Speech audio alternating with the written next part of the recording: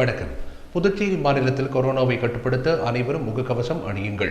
Sanitiser பயன்படுத்துவது மட்டுமல்லாமல் அனைவரும் சமூக இடைவெளியையும் கடைபிடியுங்கள். நாமே இந்த நோயிலிருந்து பாதுகாத்துக் கொள்ள தடுப்பூசி ஒன்றே தலையாய தீர்வு. இன்றைய முக்கிய செய்திகள். அறிவிப்புகளை மட்டுமே அறிவித்துவிட்டு அதனை செயல்படுத்த முடியாத அரசாக உள்ளது ரங்கசாமியின் அரசு. முன்னாள் முதலமைச்சர் நாராயணசாமி குற்றச்சாட்டு. அரசை கண்டித்து காங்கிரஸ் கட்சியின் சார்பில் விழிப்புணர்வு பேரணி நடத்த திட்டமிட்டுள்ளதாகவும் தகவல்.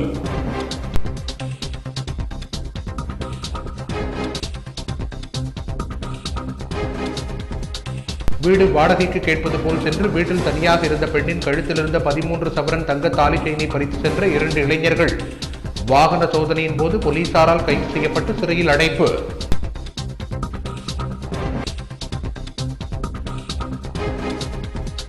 பொதுத்துறை வங்கிகளை தனியார் மயமாக்கும் சட்ட மசோதாவுக்கு கண்டனம். புதுச்சேரி அரசு ஊழியர் சங்கங்களின் சம்மேளனம் சார்பில் அண்ணா சிலை அருகே ஆர்ப்பாட்டம்.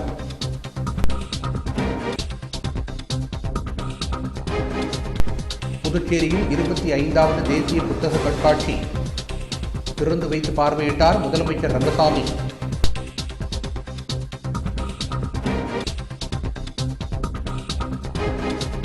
புதுச்சேரி மாநிலத்தில் கடந்த 24 மணி நேரத்தில் மொத்தம் 7 பேருக்கு மட்டுமே கொரோனா நோய் தொற்று உறுதி.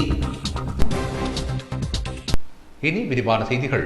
அறிவிப்புகளை மட்டுமே அறிவித்துவிட்டு அதனை செயல்படுத்த முடியாத அரசாக முதலமைச்சர் ரங்கசாமியின் அரசு உள்ளது என முன்னாள் முதலமைச்சர் நாராயணசாமி குற்றம் சாட்டியுள்ளார். மேலும் இந்த அரசை கண்டித்து காங்கிரஸ் கட்சியின் சார்பில் விழிப்புணர்வு பேரணி நடத்த திட்டமிட்டுள்ளதாகவும் அவர் தெரிவித்தார். புதுச்சேரி காங்கிரஸ் தலைமை அலுவலகத்தில் செய்தியாளர்களை சந்தித்த முன்னாள் முதலமைச்சர் நாராயணசாமி, புதுச்சேரியில் ஆட்சியில் உள்ள ரங்கசாமி தலைமையிலான அரசு சட்டமன்றத்தில் அறிவித்த எந்த ஒரு திட்டத்தையும் செயல்படுத்தவில்லை என்றும், என்ஆர் காங்கிரஸ் பாஜக கூட்டணி அரசு அமைந்தால் புதுச்சேரியில் பாலாறும் தேனாரும் ஓடும் என்று கூறினர். ஆனால் இதுவரை எந்த திட்டங்களையும் செயல்படுத்த முடியவில்லை என்று தெரிவித்த அவர், பொதுப்பணித்துறை ஊழியர்களுக்கு சம்பளம் உயர்த்தி வழங்கப்படும், ரொட்டி பால் ஊழியர்களுக்கு சம்பளம் உயர்த்தி வழங்கப்படும் என்று கூறினார்கள். பஞ்சாலைகள் திறக்கப்பட்டு நவீனப்படுத்தப்படும் என்று அறிவித்தார்கள். அதனால் இதுவரை எந்த ஒரு திட்டத்தையும் இந்த அரசு செயல்படுத்தப்படவில்லை என்று குற்றம் சாட்டினார். மழையால் விவசாயிகள் பாதிக்கப்பட்டுள்ளனர். அனைத்து சாலைகளும் சேதமடைந்துள்ளன. இதனை சீரமைக்க எந்த ஒரு நடவடிக்கையும் இல்லை என்று குற்றம் சாட்டிய முன்னாள் முதலமைச்சர் நாராயணசாமி, அனைத்து துறைகளிலும் முதலமைச்சர் ரங்கசாமி அரசு தோல்வியை கண்டுள்ளது என்றும், மழை நிவாரணம் குறித்து காரைக்காலிலிருந்து ஒருவர் பேசுகையில் விரக்தியோடு முதலமைச்சர் பேசுவது தெரிகிறது என்றார். மேலும் சட்டமன்றத்தில் அறிவித்த அனைத்து திட்டங்களையும் செயல்படுத்த முடியாத ரங்கசாமி அரசை கண்டித்தும் மக்களுக்கு விழிப்புணர்வு ஏற்படுத்தும் வகையில் காங்கிரஸ் கட்சியின் சார்பில் விழிப்புணர்வு பேரணி நடத்த காங்கிரஸ் கட்சி திட்டமிட்டுள்ளதாகவும், அந்த பேரணி வெங்கடசுப்பா ரெட்டியார் சிலையிலிருந்து சட்டமன்றம் நோக்கி நடைபெறும் என்றும் கூறினார். பேட்டியின் போது பாராளுமன்ற உறுப்பினர் வைத்திலிங்கம், காங்கிரஸ் கட்சியின் மாநில தலைவர் சுப்பிரமணியன், காங்கிரஸ் கட்சியின் சட்டமன்ற உறுப்பினர் வைத்தியநாதன் ஆகியோர் உடனிருந்தனர். புதுச்சேரி மாநிலத்தில் மரியாதைக்குரிய முதலமைச்சர் ரங்கசாமி அவர்கள் ஆட்சிக்கு வந்த பிறகு தேர்தல் சமயத்தில் அவர்கள் மக்களுக்கு கொடுத்த வாக்குறுதிகள், மாநில அந்தஸ்து பெறுவோம், 8000 கோடி ரூபாய் மத்திய அரசிடமிருந்து மாநில அரசு வாங்கிய கடனை தள்ளுபடி செய்வோம், 3000 கோடி ரூபாய் அதிகமாக மானியம் பெறுவோம், புதுச்சேரி மாநிலத்தை மத்திய நிதி கமிஷனில் சேர்ப்போம் என்ற வாக்குறுதிகள் ஒன்று கூட நிறைவேற்றப்படவில்லை. அது மட்டுமல்லாமல் சட்டமன்றத்தில் முதலமைச்சர் ரங்கசாமி அவர்கள் கொடுத்த 16 அறிவிப்புகளில் ஒரே ஒரு அறிவிப்பு தவிர மற்ற எதுவும் நிறைவேற்றப்படவில்லை. குறிப்பாக பொதுப்பணித்துறை பணியாளர்களுக்கு மாத சம்பளம் 10,000 உயர்த்தி கொடுக்கப்படும், ரொட்டி பால் ஊழியர்களுக்கு மாத சம்பளம் 10,000 உயர்த்தப்படும், ரோடியர் பஞ்சாலை, சுதேசி பஞ்சாலை, பாரதி பஞ்சாலை திறந்து தொழிலாளர்களுக்கு வேலை கொடுக்கப்படும், ரேஷன் கடைகள் திறக்கப்படும், கூட்டுறவு நூற்பாலைகள் திறந்து அந்த தொழிலாளர்களுக்கு வாழ்வாதாரத்தை உருவாக்குவோம். மூடப்பட்டிருக்கின்ற கூட்டுறவு நிறுவனங்கள் எல்லாம் திறக்கப்படும் என்று அடுக்கடுக்காக முதலமைச்சர் அவர்கள் சட்டமன்றத்தில் அறிவித்த எந்த அறிவிப்பும் நிறைவேற்றப்படவில்லை. தீபாவளி சமயத்தில் மக்களுக்கு அறிவித்த திட்டங்கள், தீபாவளிக்கு 20 கிலோ அரிசி 2 கிலோ சர்க்கரை என்ற திட்டமும் இப்பொழுது சர்க்கரையோடு நிற்கிறது. அரிசி வந்த பாடில்லை. கட்டிட தொழிலாளர்களுக்கு தீபாவளி சமயத்தில் 3000 ரூபாயும், அமைப்பு சாரா தொழிலாளர்களுக்கு 1000 ரூபாயும் என்று அறிவித்து அந்த கூப்பன்களை அவர்கள் எடுத்துச் சென்றால் அமிர்தசரஸில் பொருட்கள் இல்லை.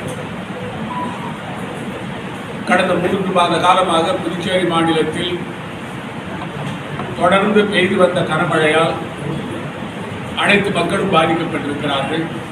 வீட்டை வாடகைக்கு கேட்பது போல் சென்று வீட்டில் தனியாக இருந்த பெண்ணிடம் 13 பவுன் தங்க தாலி செயினை பறித்து சென்ற இளைஞர்களை வாகன சோதனையின் போது போலீசார் கைது செய்துள்ளனர். மேலும் அவர்களை காலாப்பட்டு மத்திய சிறையில் நீதிமன்ற உத்தரவுப்படி அடைத்தனர். ரெட்டியார்பாளையம் செல்லப்பாப்பு நகரில் வசித்து வருபவர் வின்னி பிரிசில்லா. இவர் தனது வீட்டில் தனியாக இருந்தபோது கடந்த நவம்பர் மாதம் அடையாளம் தெரியாத 2 பேர் வீடு வாடகைக்கு கேட்பது போல் சென்றுள்ளனர். அப்போது வீட்டில் யாரும் இல்லாததை தெரிந்து கொண்ட இருவரும் வின்னி பிரிசில்லாவை தாக்கி அவரது கழுத்தில் இருந்த 13 சவரன் தங்க தாலி செயினை பறித்து சென்றனர். இது குறித்து வின்னி பிரிசில்லா ரெட்டியார்பாளையம் காவல் நிலையத்தில் புகார் அளித்தார். இதனை அடுத்து முதுநிலை காவல் கண்காணிப்பாளர் லோகேஸ்வரன் மற்றும் வடக்கு பிரிவு காவல் கண்காணிப்பாளர் கோதண்டராமன் உத்தரவின்படி ஆய்வாளர் ஜெய்சங்கர் வழிகாட்டுதலின்படி ரெட்டியார்பாளையம் காவல் நிலைய உதவி ஆய்வாளர் சிவபிரகாசம் தலைமையிலான குற்றப்பிரிவு போலீசார் கடந்த 1 மாதமாக சிசிடிவி கேமராவில் பதிவான காட்சிகளை கொண்டு தீவிரமாக அந்த இளைஞர்களை தேடி வந்தனர். அந்த பகுதியில் இருந்த சிசிடிவி கேமராவில் பதிவான காட்சிகளில் இருசக்கர வாகனம் ஓட்டி வந்த நபரின் உடலை வைத்து போலீசார் தீவிர தேடுதலில் ஈடுபட்டு வந்தனர். இந்நிலையில் உழவர்கரை பகுதியில் போலீசார் திடீர் வாகன சோதனையில் ஈடுபட்டுக் கொண்டிருந்த போது சிசிடிவி கேமராவில் பதிவான வாகனத்தை போல் வந்த ஒரு இருசக்கர வாகனத்தை நிறுத்தி விசாரணை நடத்தினர். அப்போது முன்னுக்கு பின் முரணாக பதில் கூறியதால் காவல் நிலையம் அழைத்து சென்று விசாரணை நடத்தினர். இதில் அவர்கள் உழவர்கரையை சேர்ந்த ஜான் மற்றும் மூலக்குளம் பசும்பொன் நகரை சேர்ந்த கௌதம் என்பது தெரியவந்தது. இவர்கள் வீடு வாடகைக்கு கேட்பது போல் சென்று வின்னி பிரிசில்லாவின் கழுத்தில் இருந்த தங்க தாலி செயினை பறித்து சென்றதும் விசாரணையில் தெரியவந்தது.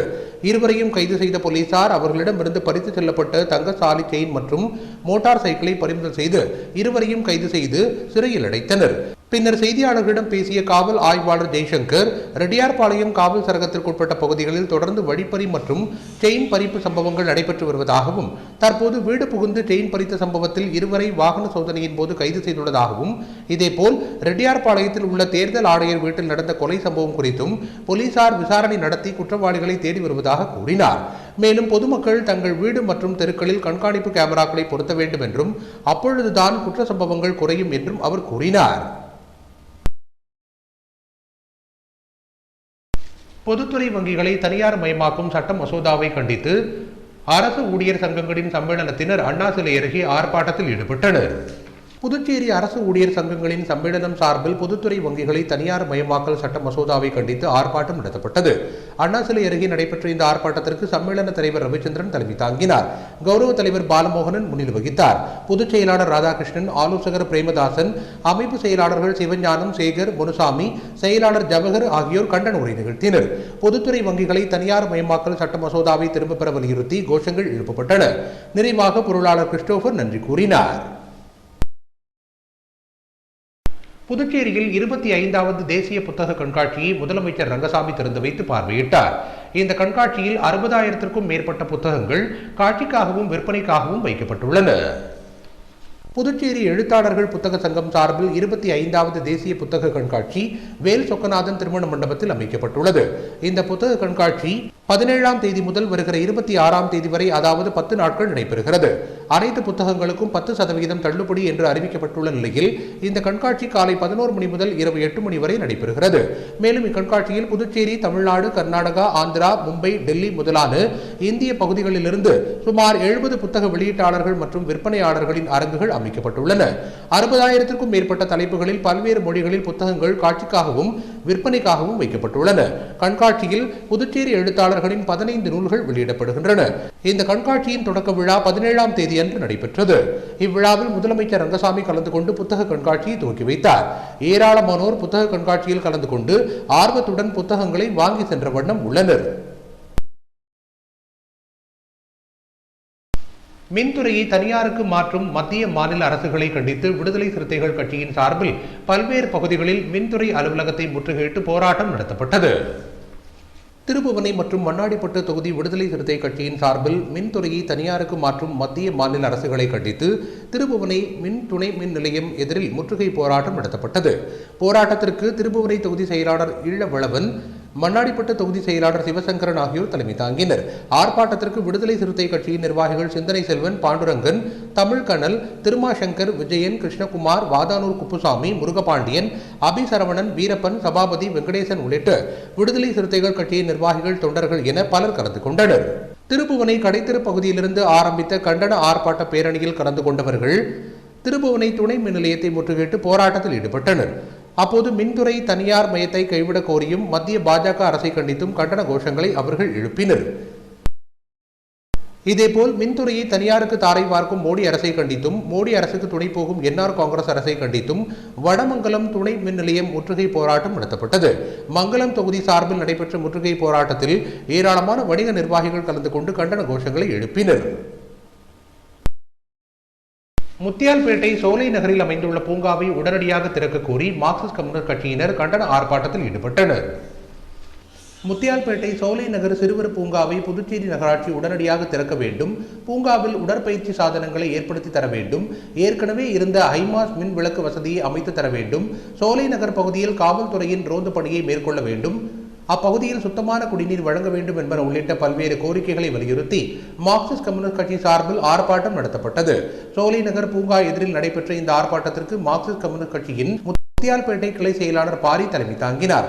பிரதேச செயலாளர் ராஜாங்கம், செயற்குழு உறுப்பினர்கள் ராமச்சந்திரன், சீனிவாசன், கொளஞ்சியப்பன், அரசு ஊழியர் சங்கங்களின் சம்மேளன கௌரவ தலைவர் பாலமோகனன் ஆகியோர் கோரிக்கைகளை வலியுறுத்தி பேசினர். இப்போராட்டத்தில் அப்பகுதியை சேர்ந்த திரளானோர் பங்கேற்று கோரிக்கைகளை வலியுறுத்தி கோஷங்களை எழுப்பினர்.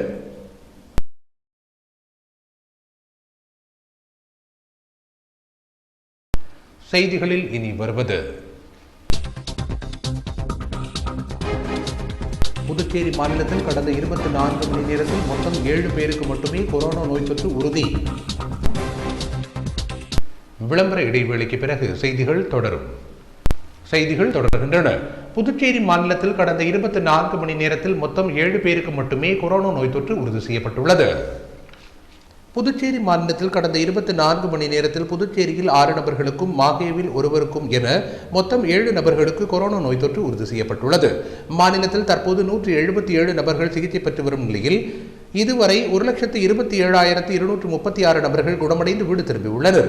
ஒட்டுமொத்தமாக புதுச்சேரி மாநிலத்தில் இதுவரை 1,29,292 நபர்கள் கொரோனாவால் பாதிக்கப்பட்டுள்ளதாக சுகாதாரத்துறை தகவல் தெரிவித்துள்ளது.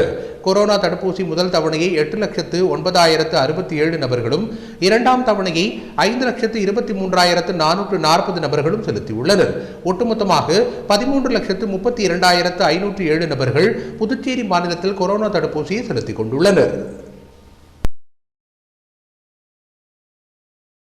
வில்லியனூர் தொகுதியில் கிடப்பில் உள்ள பல்வேறு பணிகளை விரைந்து முடிப்பது குறித்து தொகுதியின் சட்டமன்ற உறுப்பினரும் எதிர்க்கட்சி தலைவருமான சிவா வில்லியனூர் கொம்யூன் பஞ்சாயத்து ஆணையர் மற்றும் அதிகாரிகளுடன் ஆலோசனை மேற்கொண்டார். வில்லியனூர் தொகுதியின் சட்டமன்ற உறுப்பினர் அலுவலகத்தில் தொகுதியின் சட்டமன்ற உறுப்பினரும் எதிர்க்கட்சி தலைவருமான சிவா தலைமையில் ஆலோசனை கூட்டம் நடத்தப்பட்டது. இதில் கொம்யூன் பஞ்சாயத்து ஆணையர் ஆறுமுகம், தலைமை பொறியாளர் திருநாவுக்கரசு மற்றும் கட்சி நிர்வாகிகள் கலந்து கொண்டனர். அப்போது வில்லியனூர் தொகுதி முழுவதும் கிடப்பில் உள்ள பல்வேறு வேலைகள் குறித்து ஆலோசிக்கப்பட்டு பணிகளை விரைந்து முடிக்க ஆலோசிக்கப்பட்டது. புதுச்சேரியில் உயர்த்தப்பட்ட சினிமா படப்பிடிப்பிற்கான வரியை குறைக்க வலியுறுத்தி நடிகர் சந்தானம் முதலமைச்சர் ரங்கசாமியை நேரில் சந்தித்து கோரிக்கை விடுத்தார். புதுச்சேரியை மையமாக வைத்து நடிகர் சந்தானம் கதாநாயகனாக நடிக்கும் புதிய திரைப்படத்தின் படப்பிடிப்பு புதுச்சேரியில் முழுக்க 40 நாட்கள் நடைபெற உள்ளது. மேலும் இத்திரைப்படத்திற்கான பூஜை ஸ்ரீ கௌசிக பாலசுப்ரமணிய முருகன் கோவிலில் நடைபெற்றது. இந்நிலையில் நடிகர் சந்தானம் புதுச்சேரி சட்டசபையில் முதலமைச்சர் ரங்கசாமியை மரியாதை நிமித்தமாக சந்தித்து வாழ்த்து பெற்றார். மேலும் புதுச்சேரியில் உயர்த்தப்பட்டுள்ள படப்பிடிப்பிற்கான கட்டணத்தை குறைக்கவும், சுற்றுலா தலங்களில் படப்பிடிப்பிற்கான அனுமதியை எளிய முறையில் வழங்க நடவடிக்கை எடுக்கவும் வலியுறுத்தினார்.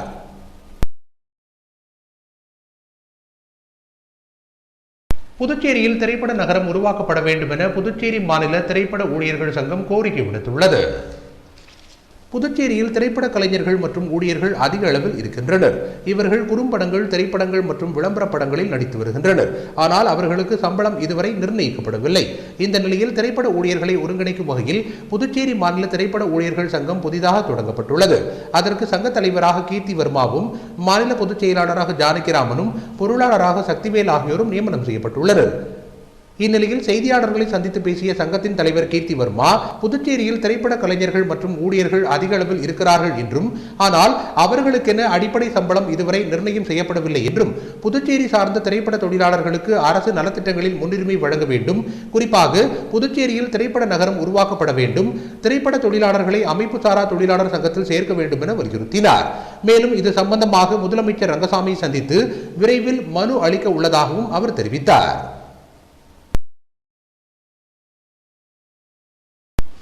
நம் நாட்டில் உயிரிழந்த ராணுவ குடும்பத்தாருக்கு நிதி திரட்டும் கொடிநாள் வசூலை கலித்தீர்த்தாழ்குப்பம் காமராஜர் அரசு கலைக்கல்லூரியில் கல்லூரியின் முதல்வர் தொடங்கி வைத்தார்.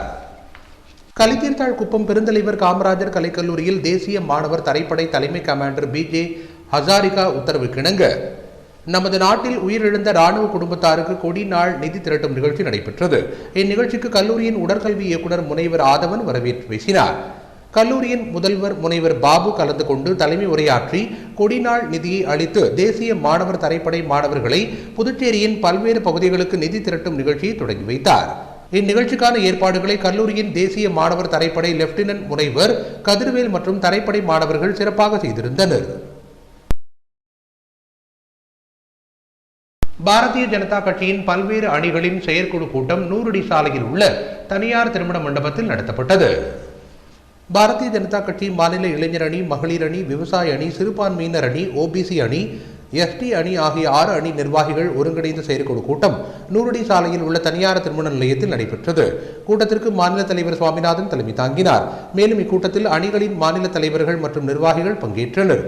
அப்போது எதிர்வரும் உள்ளாட்சி தேர்தல் குறித்தும் மற்றும் கட்சியை மேலும் வலுப்படுத்துவது குறித்தும் பல்வேறு ஆலோசனைகள் மற்றும் தீர்மானங்கள் நிறைவேற்றப்பட்டன. புதுவையில் தங்கம் மற்றும் வெள்ளியின் இன்றைய விலை நிலவரம் வழங்குபவர்கள் பாரதி வீதி ஸ்ரீ தேவா கோல்டு மார்ட்.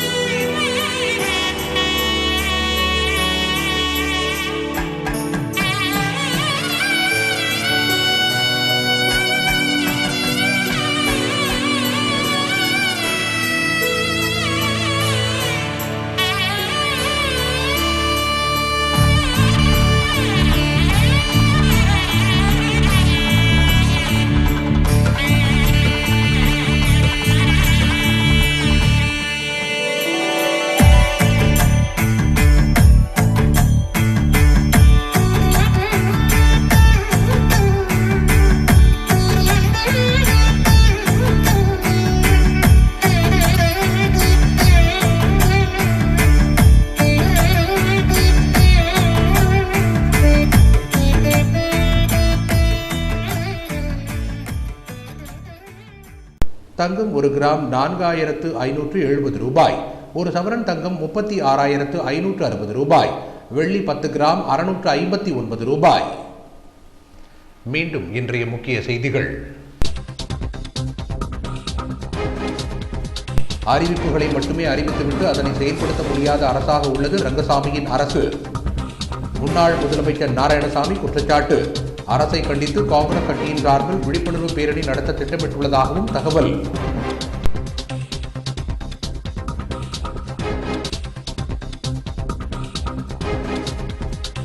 வீடு வாடகைக்கு கேட்பது போல் சென்று வீட்டில் தனியாக இருந்த பெண்ணின் கழுத்திலிருந்த 13 சவரன் தங்க தாலி செயினை பறித்து சென்ற 2 இளைஞர்கள் வாகன சோதனையின் போது போலீசாரால் கைது செய்யப்பட்டு சிறையில் அடைப்பு.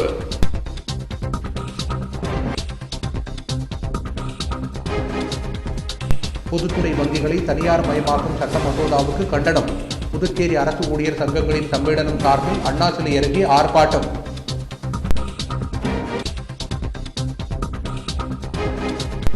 புதுச்சேரியில் 25வது தேசிய புத்தக கண்காட்சி திறந்து வைத்து பார்வையிட்டார் முதலமைச்சர் ரங்கசாமி.